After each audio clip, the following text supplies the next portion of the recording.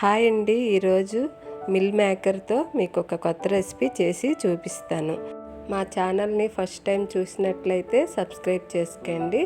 Meal maker masala keema curry ఎలా చేయాలో చేసి చూపిస్తానండి. ముందుగా మిల్ మేకరు వేడి నీటిలో 15 నిమిషాలు నానబెట్టేసుకొని వాటర్ తీసి మిక్సీ పట్టాలి. దాన్ని ఒక బౌల్లో తీసుకొని meal maker keema masala curry గురించి కావలసిన పదార్థాలు: ఉల్లి, పచ్చిమిర్చి, అల్లం వెల్లుల్లి పేస్టు, టమాటాలు, సాల్టు, పసుపు, కారము, గరం మసాలా పౌడరు, కొత్తిమీర, కరివేపాకు.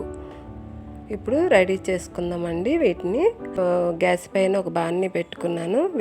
ఆయిల్ వేడెక్కింది. ఆయిల్ కొద్దిగా ఎక్కువ వేసుకోవాలండి. దీనికి ఆయిల్ హీట్ ఎక్కింది. ఇప్పుడు ఇందులోని ఉల్లి, పచ్చిమిర్చి వేసి వేయిస్తున్నానండి. ఎక్కువగా వేయించుకోకూడదు. ఉల్లి మామూలు నార్మల్గా ఉంటే చాలు.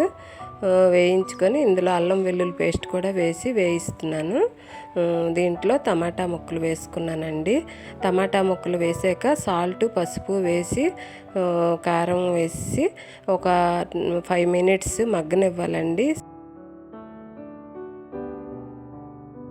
గ్యాసు చిన్న ఫ్లేమ్లో పెట్టి ఉడికించుకోవాలి.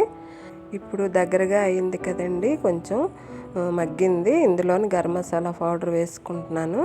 కొద్దిగా కలిపి అందులోని ఈ మిల్ మేకరు ముక్క చెక్కలా చేసుకున్నాం కదండి, అది కూడా ఇందులో వేసుకుంటున్నాను.